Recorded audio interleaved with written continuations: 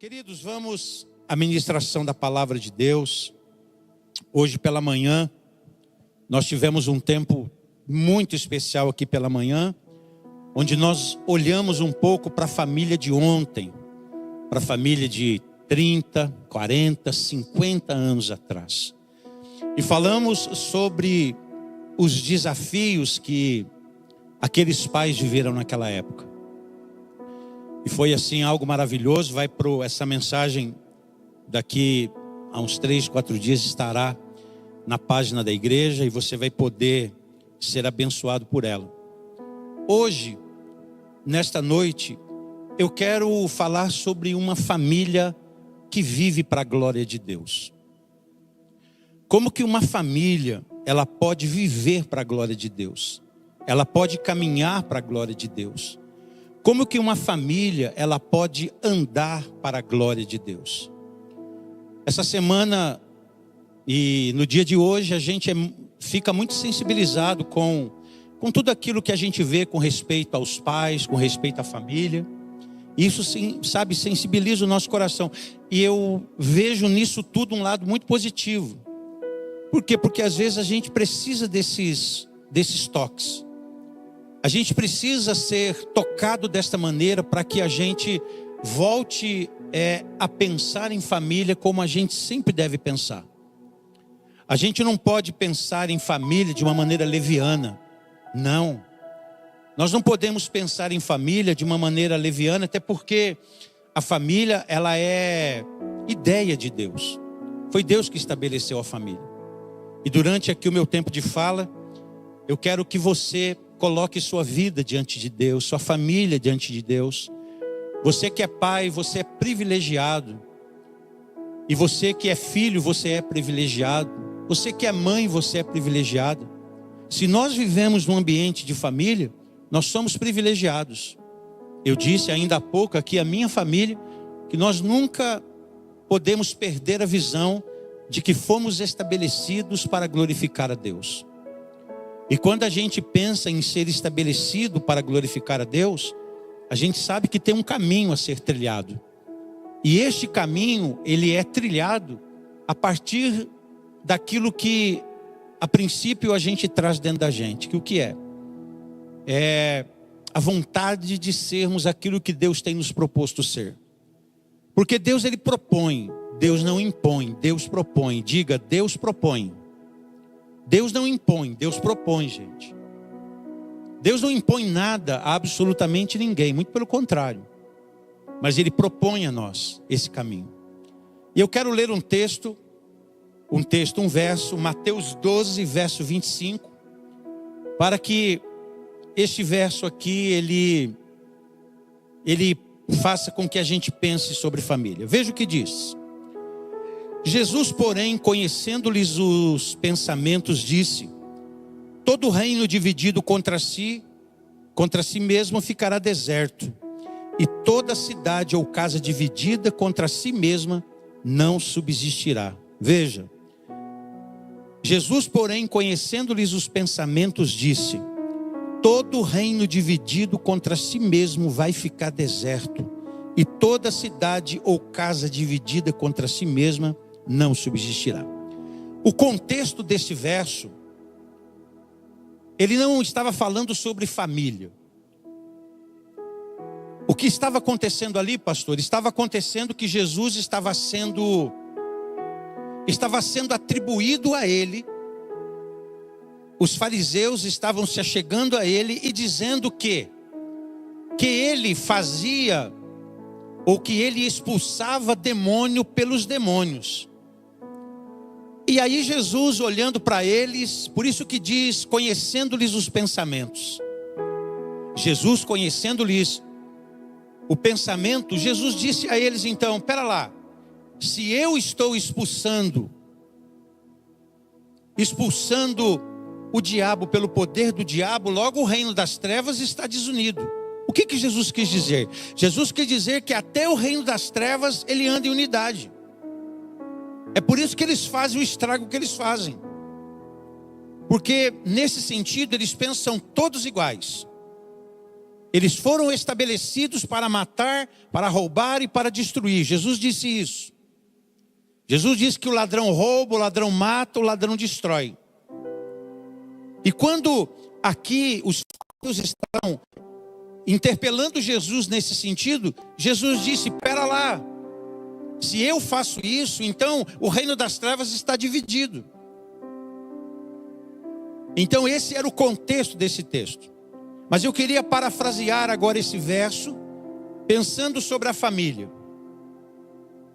Ou seja, toda família dividida contra si mesma ficará deserta.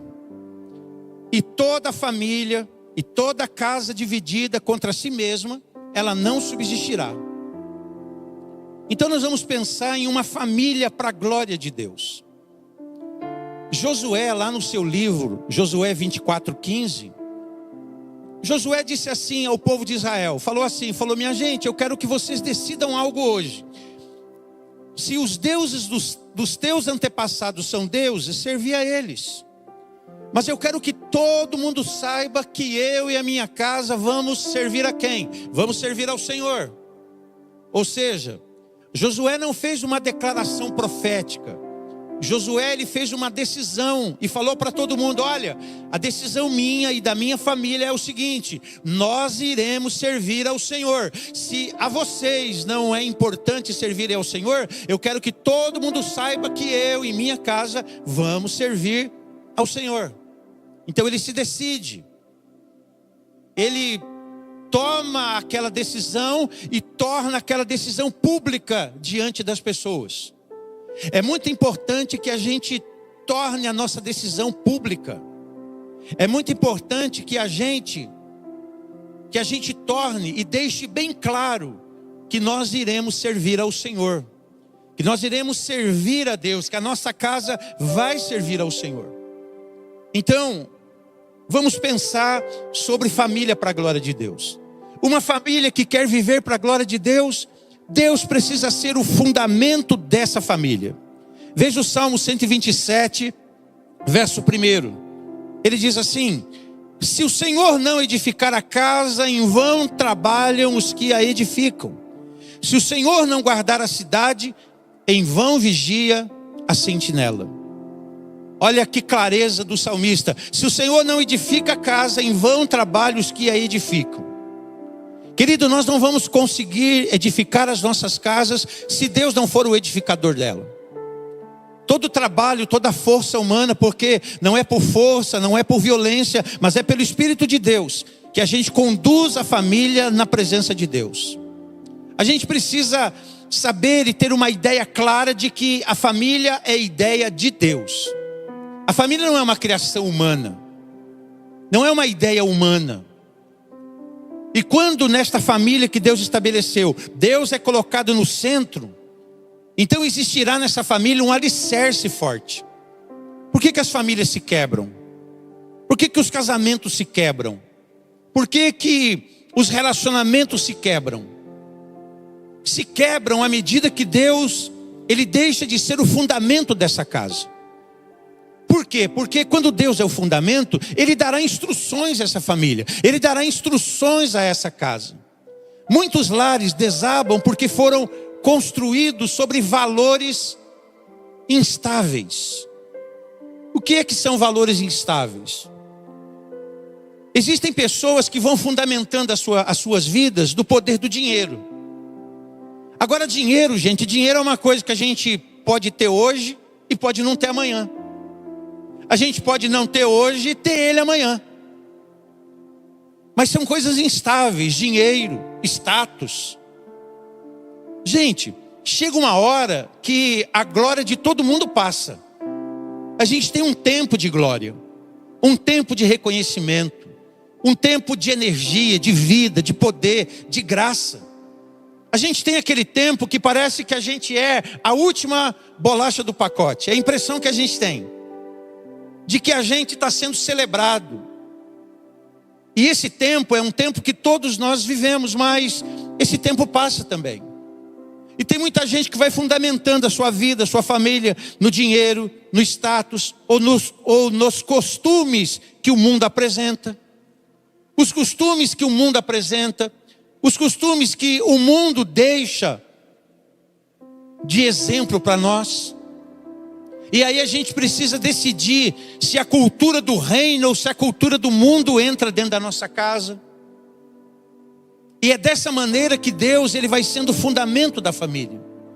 Deus ele vai sendo o fundamento da família à medida que a gente deixa com que a sua palavra tome o senhorio da nossa vida, o senhorio da nossa casa, o senhorio do nosso viver. Ou seja, Deus ele precisa ser senhor das nossas relações familiares.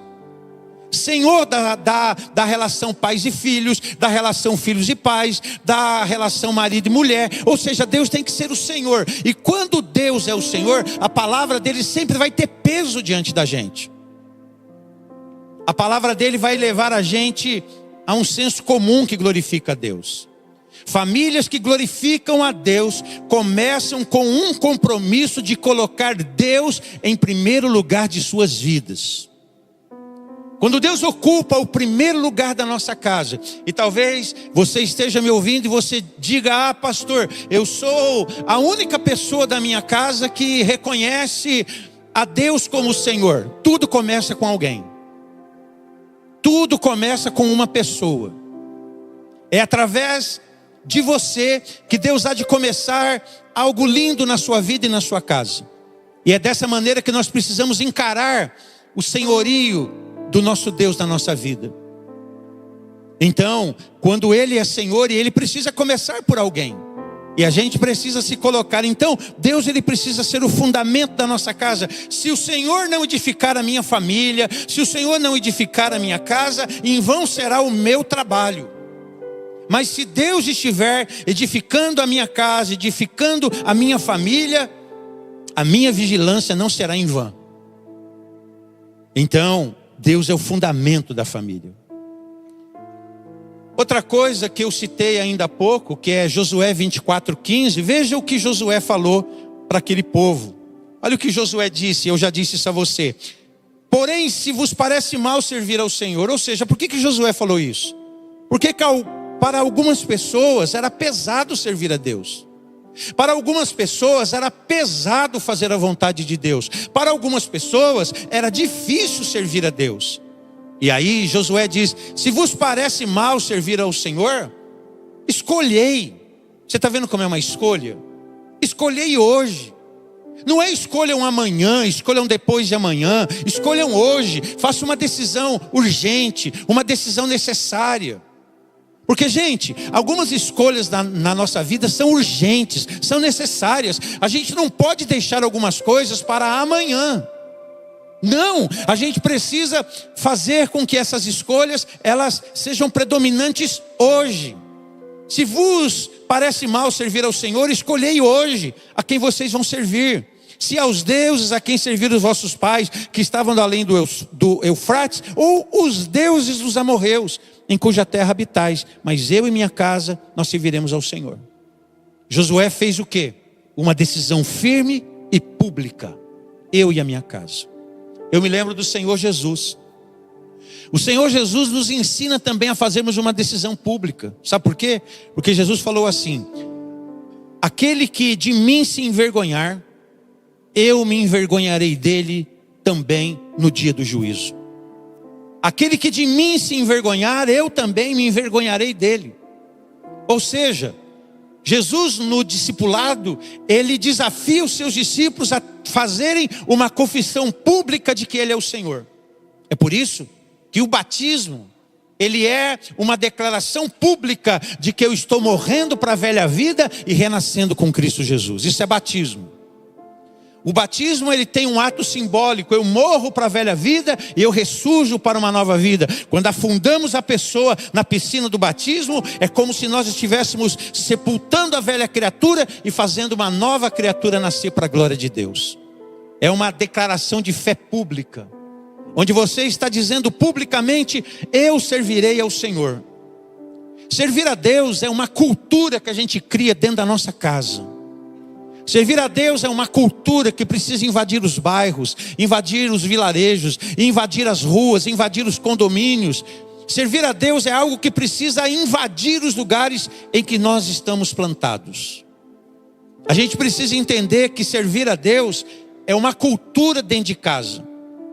Servir a Deus não é um evento, gente. Há pessoas que vivem como se Deus fosse um evento, como se as coisas de Deus fossem um evento. Mas o evento, ele passa.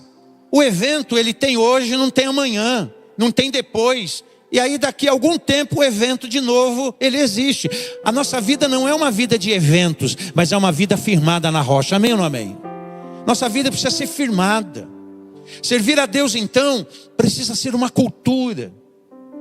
Essa decisão de fazer de Deus o Senhor da nossa vida, exige o que de nós? Renúncia. Renúncia. E é o que Jesus ensinou: aquele que quiser ser meu discípulo, negue-se a si mesmo e tome a sua cruz e me siga. Interessante que Jesus disse assim: quem quiser ser meu discípulo, qualquer pessoa pode se tornar discípulo de Jesus. Ela só precisa entender que o discipulado exige renúncia. O discipulado exige compromisso diário. A gente precisa se comprometer diariamente. Pais que estão aqui, pais são chamados a liderarem espiritualmente as suas casas, a liderar espiritualmente o seu lar. Filhos, eles precisam ser ensinados desde cedo. Ou seja, o lar é chamado para refletir a glória de Deus. Eu e você fomos chamados por Deus para que nós refletíssemos o reino de Deus. Por isso Jesus ensinou: vós sois o quê? O sal da terra, vós sois a luz do mundo. E não se pode esconder. Não se pode esconder a luz. A luz, ela se sobressai. Ela se sobressai. Vós sois o sal da terra, vós sois a luz do mundo. Então a família que vive para a glória de Deus, ela precisa escolher servir a Deus. Meus irmãos, nós devemos influenciar. Eu e você, as famílias que servem a Deus deveriam influenciar. Mas a família que vive para a glória de Deus também, a família, ela precisa ser um lugar de amor, de perdão e de propósito. Veja Colossenses capítulo 3, verso 13 ao verso 14. Olha o que o apóstolo Paulo disse a essa igreja: suportai-vos uns aos outros, perdoai-vos mutuamente. Caso alguém tenha motivo de queixa contra o outro, assim como o Senhor vos perdoou, assim também perdoai-vos. Verso 14: acima de tudo isto, porém, esteja o amor, que é o vínculo da perfeição. Ou seja, família, gente, é um lugar de amor, de perdão e de propósito. Se tem um lugar onde a gente começa o nosso pastorado, e todos nós aqui somos chamados a pastorear a nossa casa, pastorear o nosso lar. O que é pastorear? Pastorear é levar paz. Quem pastoreia leva paz. Se você pastoreia, você leva paz. Você não é um portador de truculência. Você não é um portador de confusão. Você não é um portador de maus sentimentos. Muito pelo contrário. Você não. Você foi chamado para pastorear, para apacentar a sua casa, para trazer paz na sua casa. E quando a gente pensa nisso, a gente precisa entender o seguinte: primeiro, não há famílias perfeitas. Não há famílias perfeitas. Esqueça isso. Talvez isso te ajude um pouco. Não há famílias perfeitas. Não existe famílias perfeitas. Não há pais perfeitos. Não há filhos perfeitos. Não há mães perfeitas. Não há família perfeita. Todavia, existem famílias rendidas a Deus. Não somos perfeitos, mas rendemos a nossa vida ao Senhor. E quando a gente rende a nossa vida ao Senhor, então nos tornamos o quê? Nos tornamos acessíveis aos planos de Deus. O amor que glorifica a Deus é aquele que perdoa, é aquele que serve, é aquele que se sacrifica. E quando a gente pensa em família, o perdão, ele precisa ser uma regra para dentro de casa. Não são poucos os pais, não são poucos os filhos, não são poucos os irmãos, não são poucas as famílias que vivem em truculência. Volto a usar essa palavra, truculência. É uma relação conturbada no dia a dia. É irmãos que não se bicam, é casais que não se bicam, são filhos e pais que não se bicam, não entram em harmonia. E por que isso acontece? Acontece porque não está sendo observado o propósito da família, o propósito do amor, o propósito do perdão. Então o amor que glorifica a Deus é aquele que perdoa. Gente, se tem um lugar que a gente aprende a perdoar é dentro de casa. O segredo de muita gente viver junto, o segredo de muita gente viver em harmonia, não é a perfeição, mas é a capacidade de se perdoar. É a capacidade de se perdoar. Quando Pedro disse a Jesus assim: Jesus, quantas vezes eu devo perdoar o meu irmão? E Pedro falou 7. A tradição dizia que você perdoava 3 vezes. Pedro foi até generoso. E aí Jesus diz: não é 3, não é 7. E aí, em outras palavras, Jesus disse assim: o perdão vai ser uma regra para a nossa vida. Porque o perdão, ele é libertador. O perdão é curativo. O perdão nos cura. O perdão nos dá leveza para caminhar. O perdão nos dá leveza para andar, gente. Nos dá leveza. A família tem um propósito de ser um testemunho vivo do caráter de Cristo na terra. E o verso que nós lemos agora, coloca no verso 13 aí para nós, Japa. Suportai-vos uns aos outros, perdoai-vos mutuamente. A palavra suportar aqui, gente, ela pode ser traduzida como aguentar, tolerar, suportar pacientemente. O sentido não é apenas aguentar alguém com dificuldade, mas principalmente ter paciência, compreensão e disposição para viver com as diferenças. Você percebeu como ninguém é igual dentro de casa? Ninguém é igual a partir do casal. Ninguém é igual. Ninguém é igual. O marido não é igual à mulher, a mulher não é igual ao marido. E a gente precisa saber disso. Porque muita gente vive mal porque não entende essas coisas básicas. Os filhos não são iguais. Quem tem mais de um aqui sabe disso. Porque quando você tem um filho, você vai se acostumar e você vai perceber que o filho não é igual a você, não é igual ao pai, não é igual à mãe. Ela tem a personalidade dela, a característica dela, ela tem o jeitão dela. É por isso que nós precisamos. É claro que Paulo aqui, ele está escrevendo a uma igreja. O que é uma igreja? A igreja, ela não é homogênea. Uma igreja, ela tem de tudo nela. Tem gente fácil da gente conviver. Tem gente difícil da gente conviver. Tem gente fácil da gente engolir. Tem outra que é difícil de engolir. E tudo isso faz parte, gente. Não há como a gente fugir dessa realidade. Não há como fugir disso. Não tem como fugir disso. E por isso então, suportai-vos uns aos outros, perdoai-vos mutuamente, tem a ver com o quê? Com paciência, compreensão, disposição para conviver com falhas e diferença dos outros. E você vê que no contexto desse capítulo aqui, do capítulo 3 de Colossenses, Paulo, ele diz que nós precisamos o quê? Ele está dizendo que o perdão deve guiar todos os nossos relacionamentos. Perdão.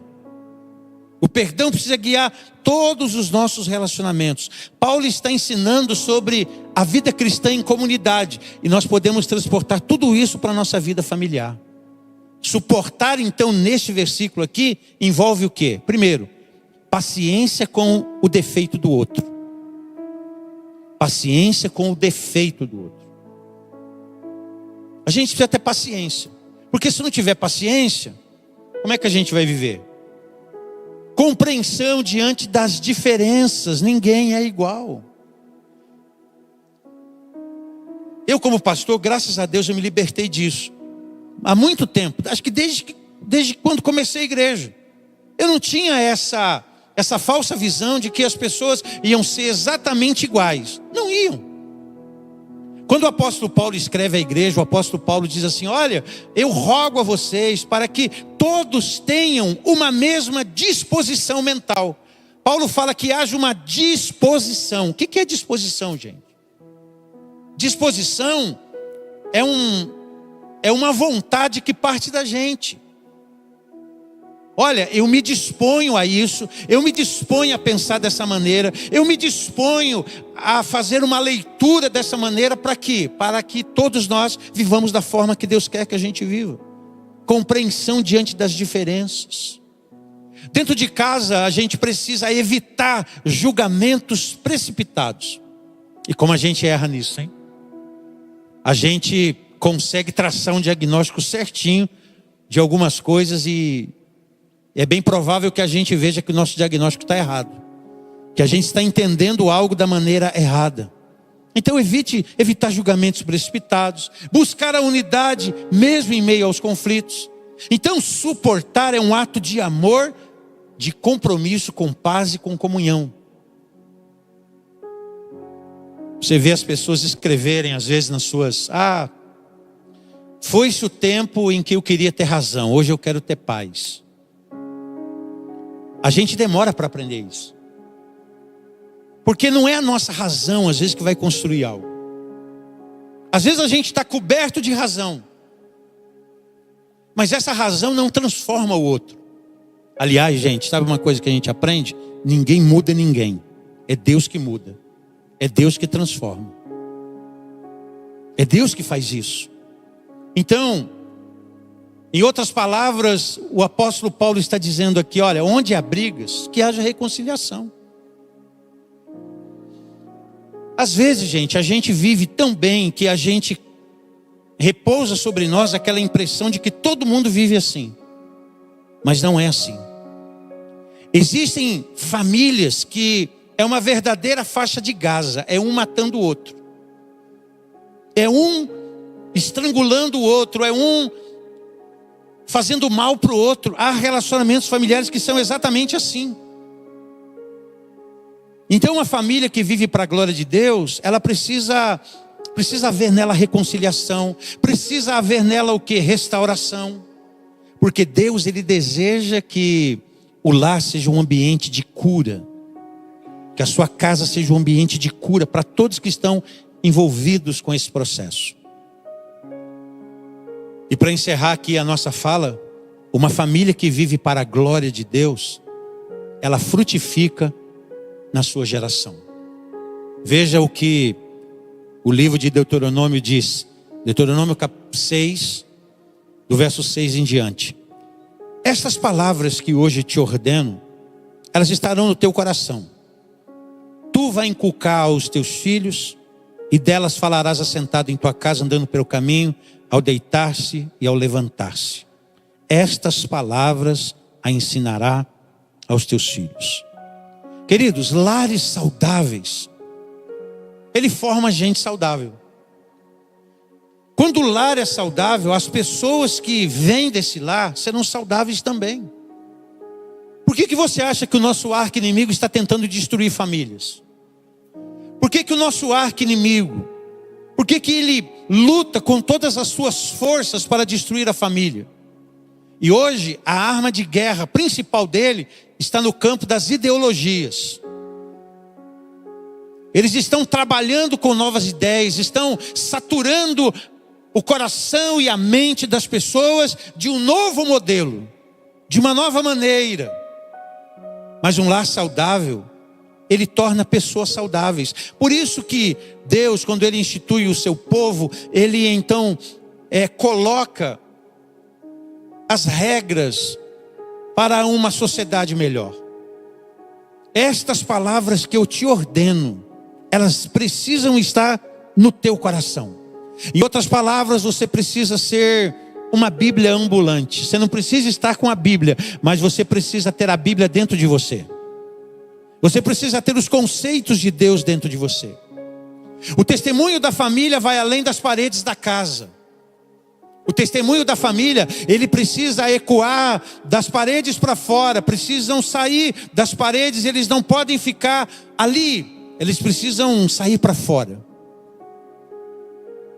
E as nossas famílias, o testemunho da família vai além das paredes da casa, O testemunho da família alcança a nossa igreja, a nossa vizinhança e as futuras gerações também.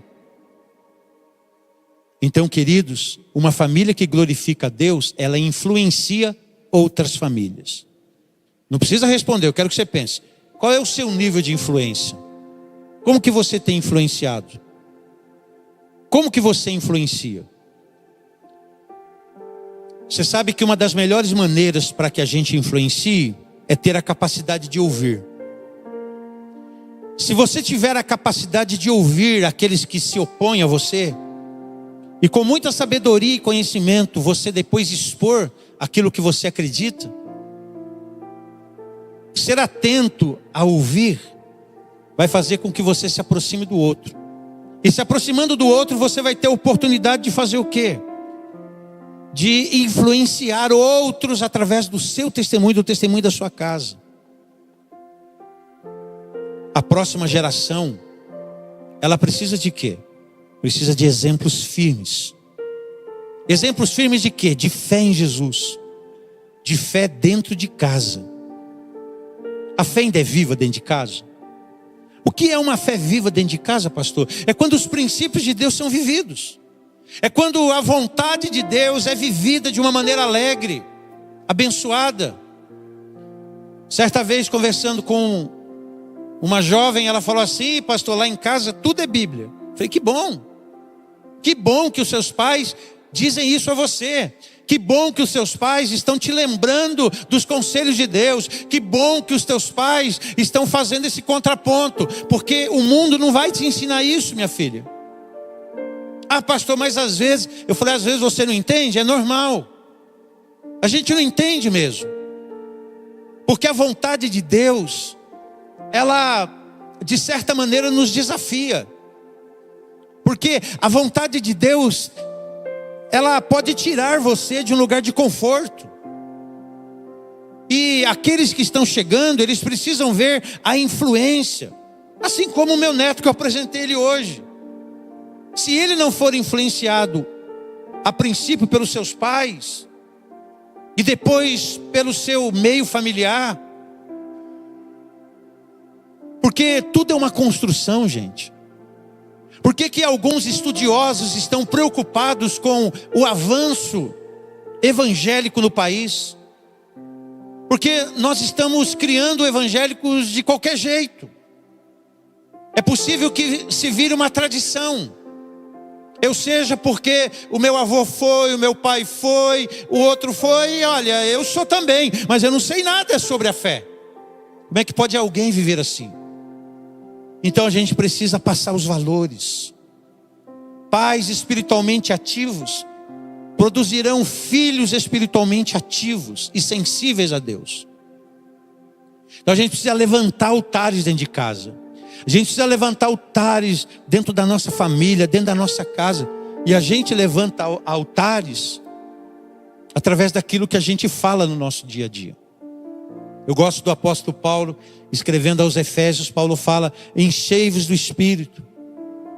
E ele diz assim, enchei-vos do Espírito, falando entre vós. Falem entre vós. E se vocês estiverem falando entre vós, mas falando o quê? Falando da vida, falando da vontade de Deus, falando das coisas do céu. Se você fala das coisas do céu, você tem céu dentro da sua casa, dentro da sua família, no seu viver. Então, somos chamados a sermos firmados, a vivermos o céu dentro de casa, a criarmos a cultura do reino dentro de casa. No nosso dia a dia. Deus está procurando famílias que o representem nestes dias. Ele está procurando casais que o representem nesses dias. Ele está procurando famílias que o representem nesses dias. Ele está procurando gente assim. Ele não está procurando gente perfeita. Sabe por quê? Porque Deus sabe que nós não somos perfeitos. O que eu estou querendo dizer com isso? Eu estou fazendo uma apologia aos grandes erros? Nada disso. Eu estou tentando fazer com que você compreenda que Deus sabe exatamente, e Deus conhece todos os seus calcanhares de Aquiles. Deus, Ele conhece exatamente as suas fraquezas, e Deus, Ele tem lhe dado uma palavra para você fortalecer as suas fraquezas. para você fortalecer aqueles pontos que você sabe que você é mais vulnerável, que você sabe que se bater naquele lugar, você vai ter dificuldade para andar, você vai ter dificuldade para refletir o caráter de Deus na sua vida, e o diabo vai querer sempre bater ali, gente. Ele vai querer bater naquele ponto vulnerável, ele vai querer bater naquele ponto vulnerável. Se o teu ponto vulnerável é o seu temperamento, ele vai trabalhar o diabo de morte através das palavras. Porque você tem um temperamento explosivo, e por ter um temperamento explosivo, você então se deixa levar por isso, e aí você proclama um monte de palavra que não promove céu, mas promove inferno. Se o ponto vulnerável seu é o seu temperamento, apresenta seu temperamento no altar de Deus. Senhor, eu entrego a Ti o meu temperamento. Tem temperamento bom ou ruim? Não, todo temperamento é bom, gente. O temperamento precisa ser guiado pelo Espírito de Deus. Você precisa estar cheio do Espírito para você subjugar o teu temperamento à cruz. Porque quando você subjuga o teu temperamento à cruz, o teu temperamento então vai ser cheio de domínio próprio. Você vai ser cheio de domínio próprio. Deus está procurando gente que o represente nessa terra. Seu lar, ele pode ser. Se ele não é, ele pode ser. Se ele é, ele pode ser melhorado. O seu lar pode ser um altar de adoração. O seu lar pode ser um altar de adoração, ou pode ser um campo de batalha. É você que vai escolher o que ele vai ser. O que o seu lar vai ser? O que a sua casa vai ser? O que o seu dia a dia vai ser? Quero convidar as famílias que estão aqui para que você viesse consagrar o seu lar aqui à frente. Você está com teu pai, está com a tua mãe, está com seu marido. Vem aqui à frente. Vamos fazer uma oração aqui. Quero convidar você para consagrar a tua família. Vem aqui à frente, vem junto do altar. Vem com a sua família. Sua família não é perfeita, mas é o melhor time do mundo. Você tem que colocar isso. Minha família não é perfeita, mas ela é a melhor família. É o melhor time. Qual é o melhor time? Sua casa, sua família. Curva a sua cabeça. O que você pode falar para Deus aqui nesse altar acerca da tua casa? O que você pode colocar aqui, você que é pai? Um dia tão festivo para nós os pais hoje. Mas se você não é pai, você é filho. Você tem um pai, você tem uma família, você tem uma casa. Coloca a tua casa diante de Deus. Motivos para agradecer, motivos para engrandecer a Deus. Senhor nosso Deus, esta manhã, ó Deus, nós falamos com o Senhor, e a gente olhou com muita gratidão para as famílias de ontem, ó Deus, onde os nossos pais pagaram um alto preço para manter as nossas vidas.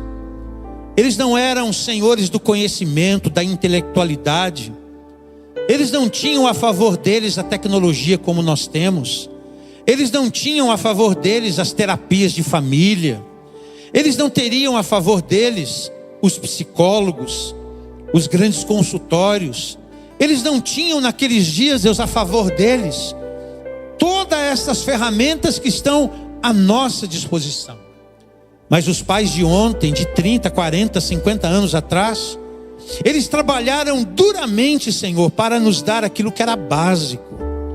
Eles fizeram de tudo para que nós nos tornássemos aquilo que somos hoje.